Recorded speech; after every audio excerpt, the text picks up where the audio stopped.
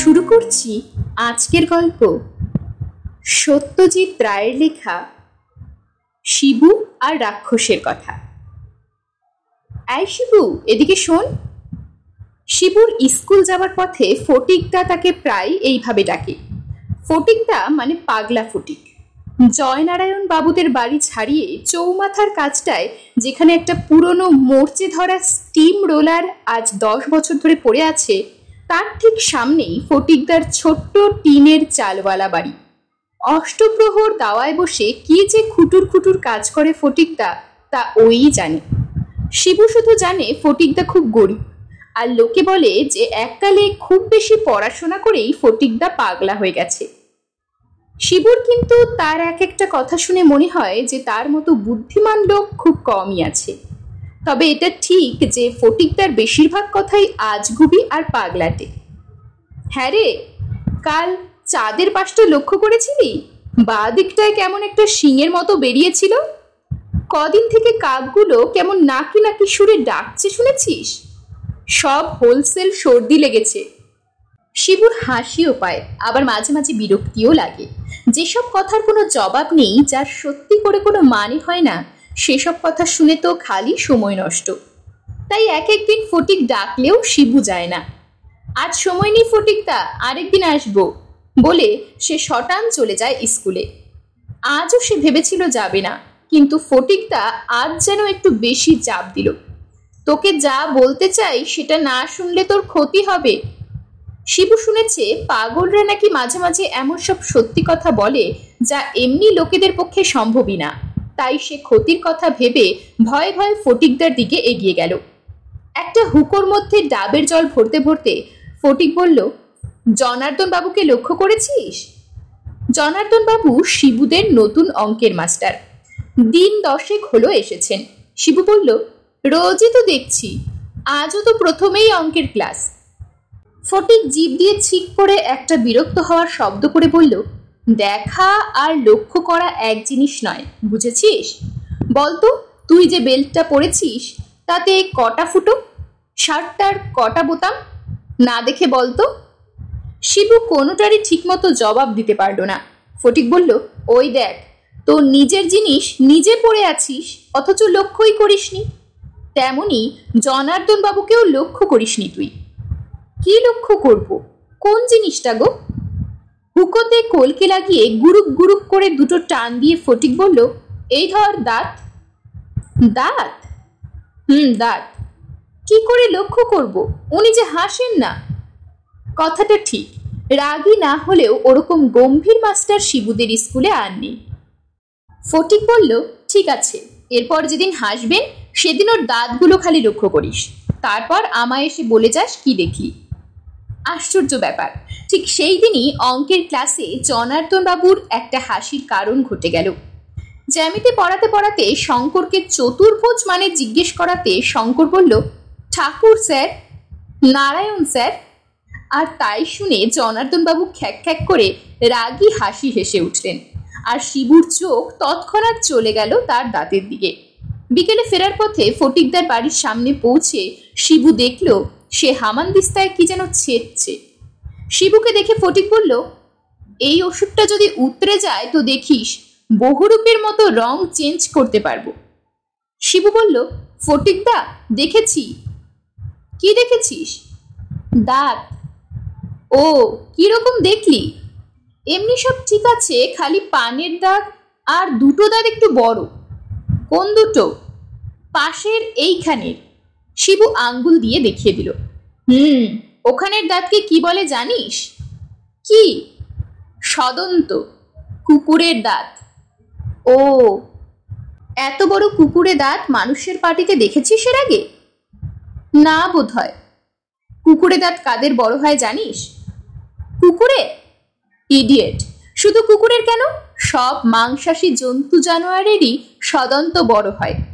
ওই দাঁত দিয়েই তো কাঁচা মাংস ছিঁড়ে হাড়গোড় চিবিয়ে খায় ওরা, বিশেষ করে হিংস্র জানোয়ারেরা। ও, আর কার বড় হয় সদন্ত? শিবু আকাশ পাতাল ভাবতে লাগলো। আর কার হবে আবার? মানুষ আর জন্তু জানোয়ার, এছাড়া দাঁতওয়ালা জিনিস আর আছেই বাকি।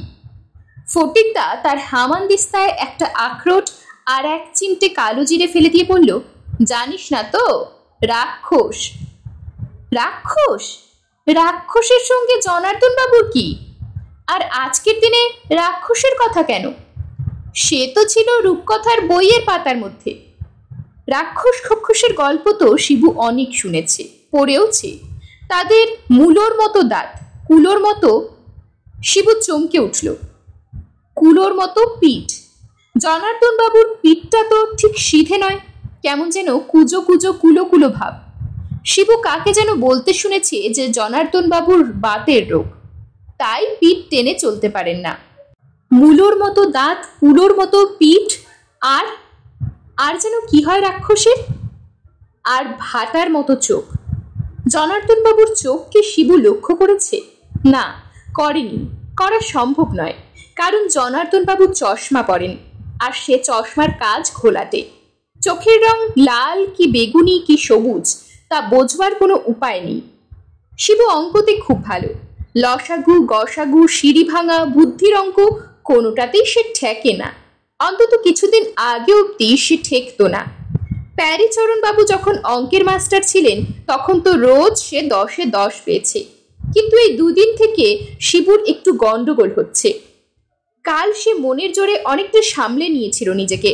সকালে ঘুম থেকে উঠেই সে মনে মনে বলতে আরম্ভ করেছিল, রাক্ষস হতে পারে না, মানুষ রাক্ষস হয় না। আগে হলেও এখন হয় না। জনার্দন বাবু রাক্ষস নয়, জনার্দন বাবু মানুষ। ক্লাসে বসে বসেও সে মনে মনে এই কথাগুলো আওড়াচ্ছিল। এমন সময় একটা ব্যাপার হয়ে গেল। জনার্দন বাবু ব্ল্যাকবোর্ডে একটা অঙ্ক লিখেই কেমন জানি অন্যমনস্ক হয়ে তার চশমাটা খুলে সেটা চাদরের খুঁট দিয়ে মুছতে লাগলেন। আর ঠিক সেই সময় তার সঙ্গে শিবুর চোখাচোখি হয়ে গেল। শিবু যা দেখলে তাতে তার হাত পা ঠান্ডা হয়ে গেল।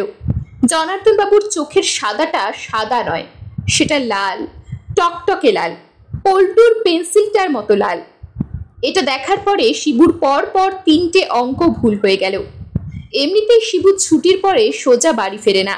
সে প্রথমে যায় মিত্তিরদের বাগানে।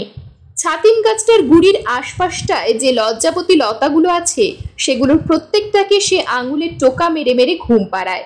তারপর সে যায় সরল দিঘির পাড়ে। দিঘির জলে রোজ সে খোলামকুচি দিয়ে ব্যাঙবাজি করে। 7 বারের বেশি লাভ খাইয়ে যদি খোলামকুচি ওপারের পৌঁছতে পারে তবেই সে হরেনের রেকর্ড ব্রেক করবে। সরল দিঘির পরেই ইট খোলার মাঠ। সেখানে থরে থরে সাজানো ইটের পাজার ওপর প্রায় 10 মিনিট জিমন্যাস্টিক করে তারপর কোনাকুনিভাবে মাঠ পেরিয়ে সে বাড়ির খিড়কি দরজায় এসে পৌঁছয়। আজ সে মিত্তিরদের বাগানে এসে দেখল লজ্জাপতি লতাগুলো নেতিয়ে পড়ে আছে। এরকম হলো কেন?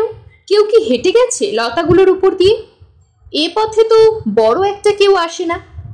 শিবুর আর ইচ্ছে করলো না বাগানে থাকতে। কেমন যেন একটা থমথমে ছমছমে ভাব। সন্ধেটা যেন আজ একটু তাড়াতাড়ি ঘনিয়ে আসছে। কাকগুলো কি রোজই এত চেঁচায়, না আজ কোনো কারণে ভয় পেয়েছে? সরল দিঘির পাড়ে বইগুলো হাত থেকে নামিয়ে রেখেই শিবুর মনে হলো আজ আর ব্যাঙবাজি করা উচিত হবে না। আজ বেশিক্ষণ বাইরে থাকাই তার উচিত নয়। থাকলে হয়তো বিপদ হবে। একটা বিরাট কি যেন মাছ দিঘির মাঝখানে ঘাই মেরে ঘপাত করে ডুবে গেল। শিবু বইগুলো হাতে তুলে নিল। ওপারের অশ্বত্থ গাছটায় বাদরগুলি ঝুলে গাছটা একেবারে কালো করে দিয়েছে। একটু পরেই ওদের ওড়ার সময় হবে। ফটিকদা বলেছে বাদুরের মাথায় কেন রক্ত ওঠে না সেটা একদিন বুঝিয়ে দেবে। জামরুল গাছটার পেছনের ঝোপড়াটা থেকে একটা তক্ষক ডেকে উঠল খোক্কস করে। শিবু বাড়ির দিকে রওনা দিল। ইট খোলার কাছাকাছি আসতেই সে দেখতে পেল জনার্দন বাবুকে।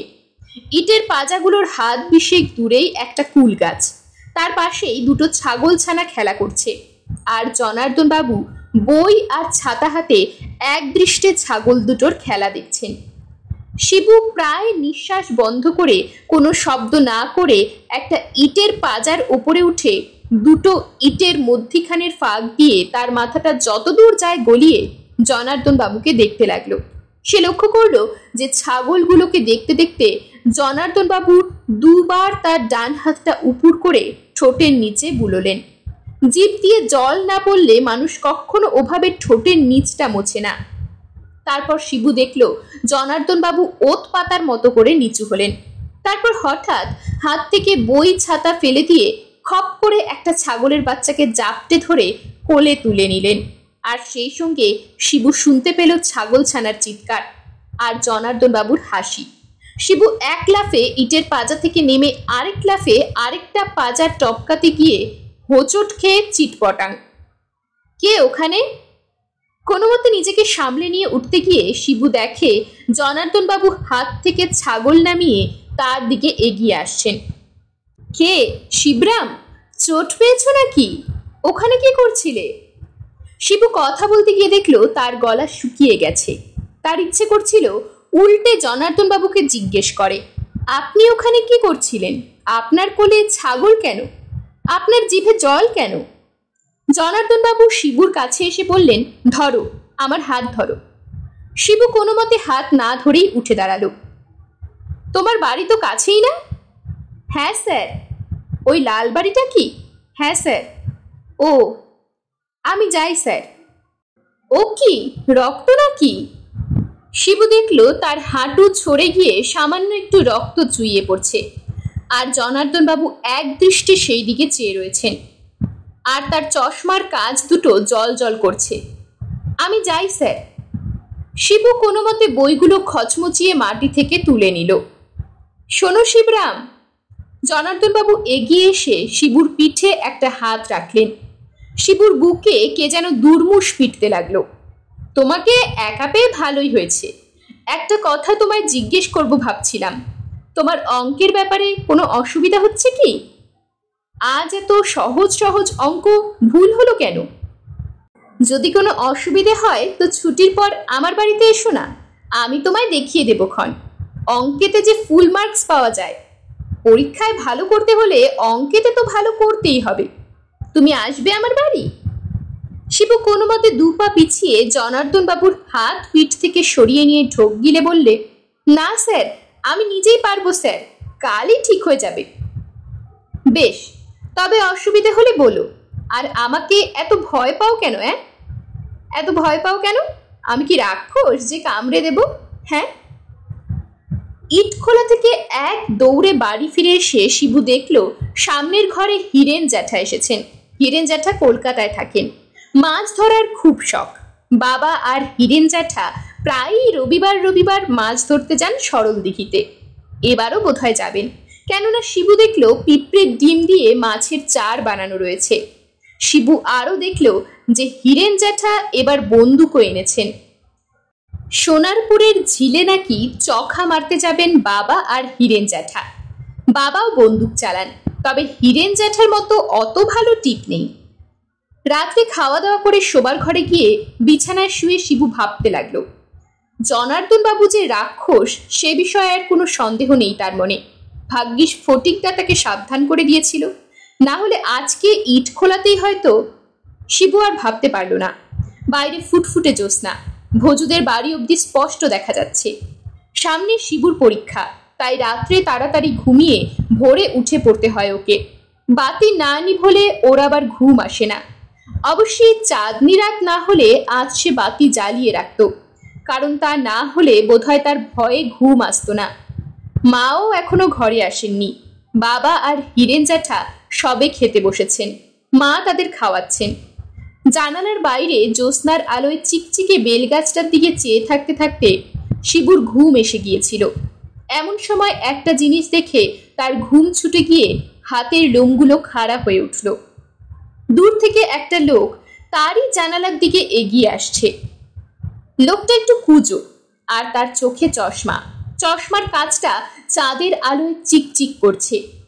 জনার্দন বাবু! শিবুর গলা আবার শুকিয়ে এলো।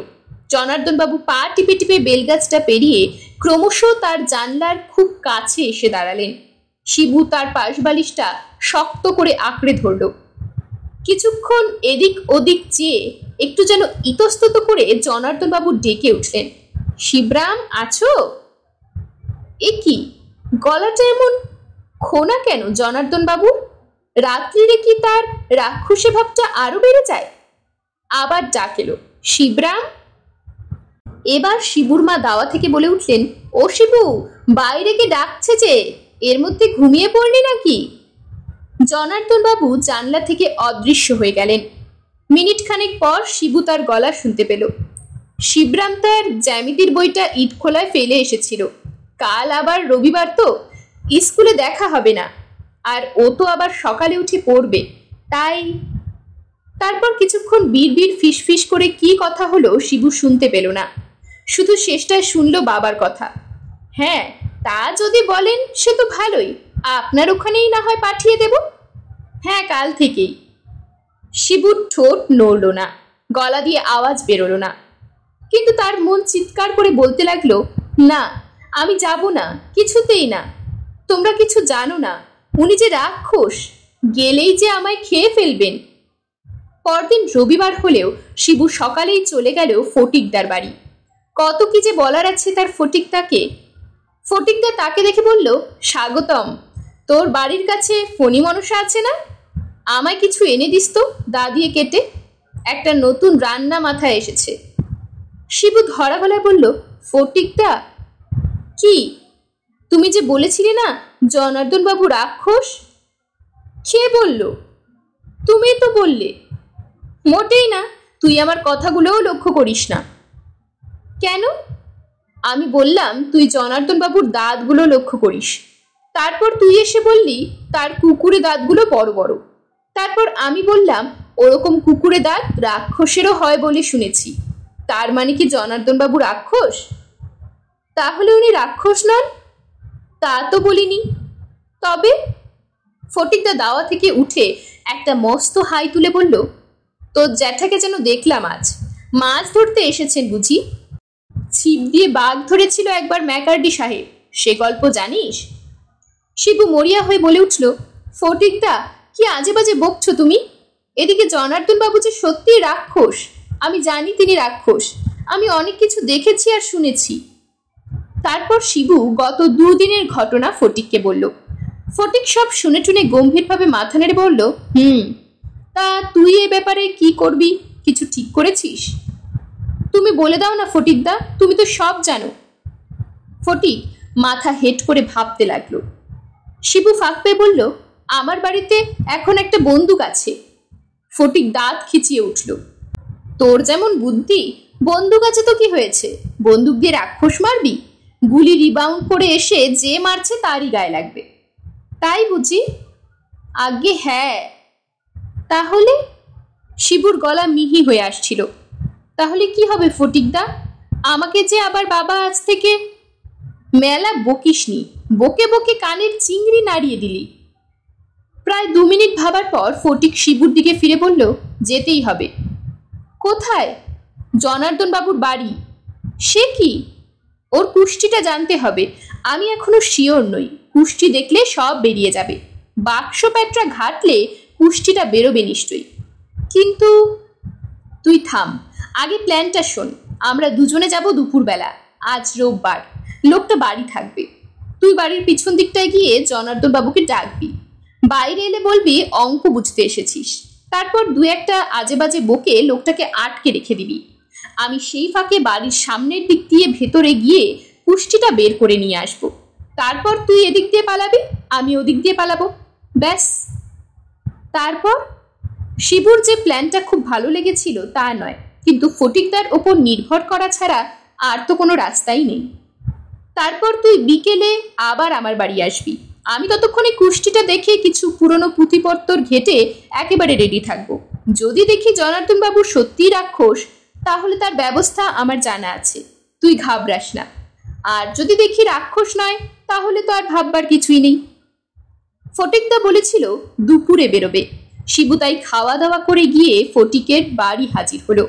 মিনিট 5 পর ফটিকদা বেরিয়ে এসে বলল, আমার হুলোটার আবার নস্যির বাতিক হয়েছে, ঝামেলা কি কম? শিবু লক্ষ্য করলো ফটিকদার হাতে একজোড়া ছেঁড়া চামড়ার দস্তানা আর একটা সাইকেলের ঘন্টা।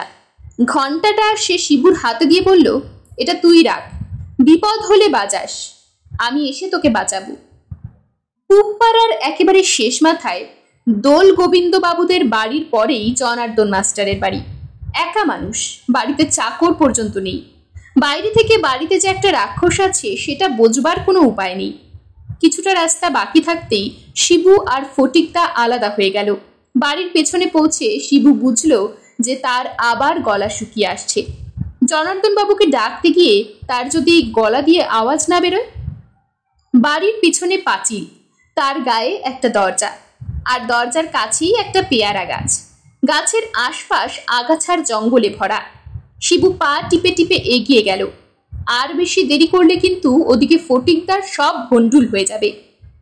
আর একটু বেশি সাহস পাবার জন্যে শিবু পেয়ারা গাছটায় একটা হাত দিয়ে ভর করে মাস্টার মশাই বলে ডাকতে যাবে। এমন সময় একটা খচমচ শব্দ পেয়ে সে চমকে নিচের দিকে চেয়ে দেখে একটা কাল ভৈরবী লতার ঝোপের ভেতর থেকে একটা গিরগিটি চলে গেল। আর গিরগিটিটা যেখান দিয়ে গেল তার ঠিক পাশেই সাদা সাদা কি যেন পড়ে রয়েছে।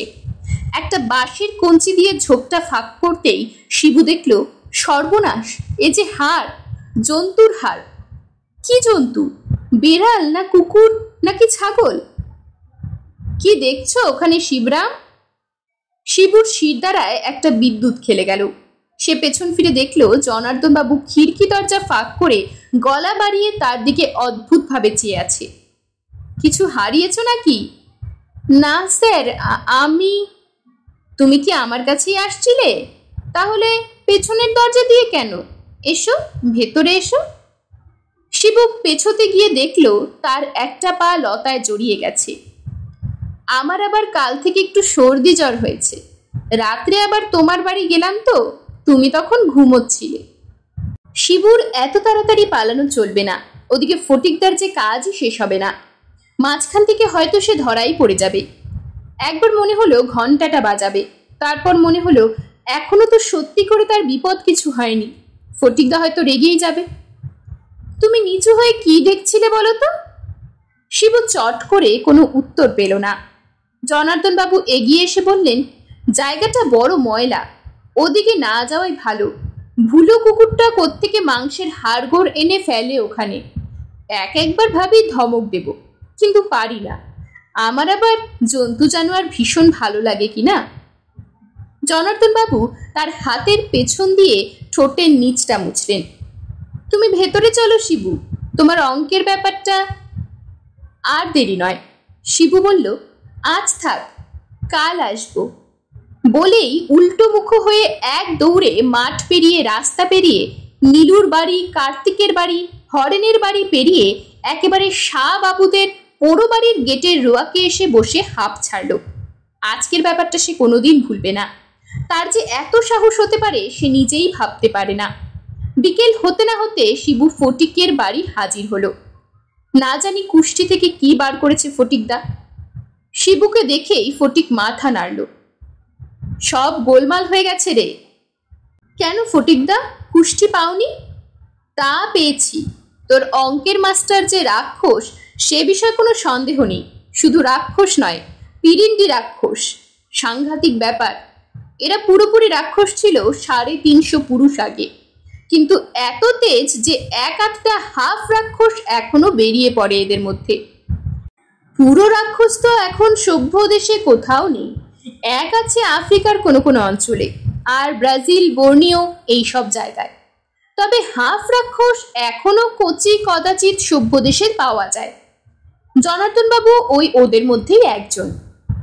তাহলে গোলমাল কেন? শিবুর গলাটা একটু কেঁপে গেল। ফটিকদা হাল ছেড়ে দিলে সে চোখে অন্ধকার দেখবে। তুমি যে সকালে বললে তোমার ব্যবস্থা জানা আছে। আমার জানা নেই এমন জিনিস নেই। তবে? ফটিকদা একটু গম্ভীর হয়ে গেল। তারপর বলল, মাছের পেটে কি থাকে? এই রে, ফটিকদার আবার পাগলামি আরম্ভ হয়েছে। শিবু এবার কাঁদো কাঁদো হয়ে বলল, ফটিকদা, রাক্ষসের কথা হচ্ছিল, তুমি আবার মাছ আনলে কেন? কি থাকে? ফটিক গর্জন করে উঠল।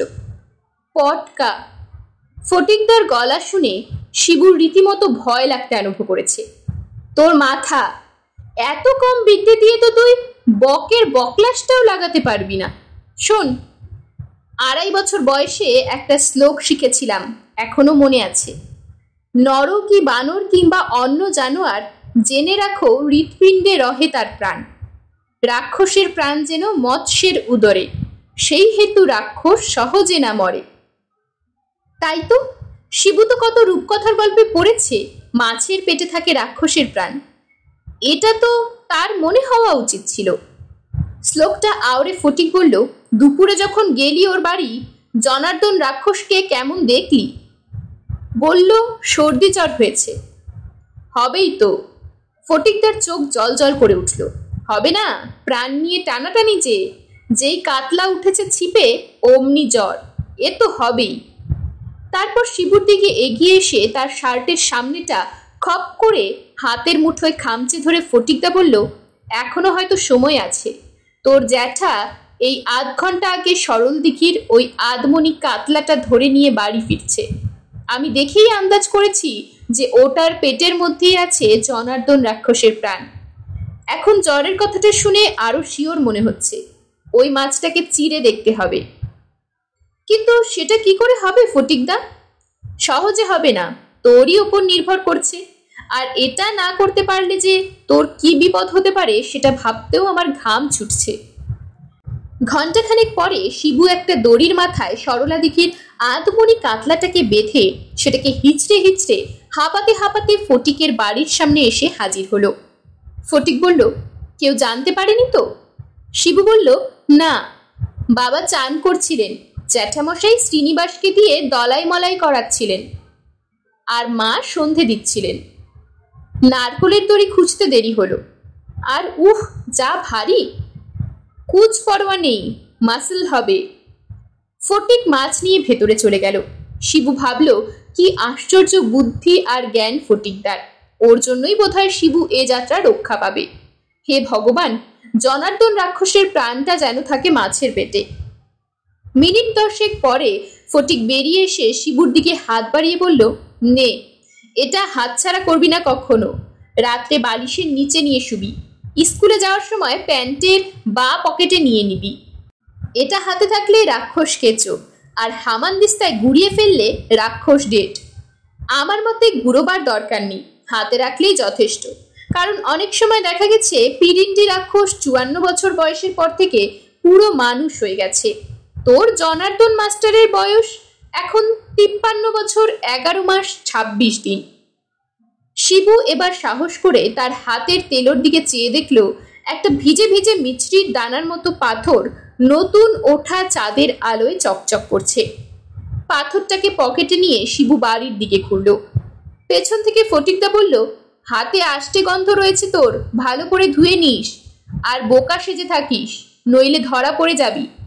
পরদিন অঙ্কের ক্লাসে জনার্দন বাবু ঠিক ঢোকবার আগে একটা হাঁচি দিলেন, আর তারপরেই চৌকাঠে ঠোক্কর খেয়ে তার জুতোর শুকতলা হা হয়ে গেল। শিবুর বা হাত তখন তার প্যান্টের বা পকেটের ভেতর। ক্লাসের শেষে শিবু অনেকদিন পরে অঙ্কে 10-এ 10 পেল। এরকমই আরো সব গল্প পেতে চ্যানেলটিকে সাবস্ক্রাইব করে দেবেন। আর গল্পটি যদি ভালো লেগে থাকে তাহলে লাইক, শেয়ার আর কমেন্ট করে দেবেন।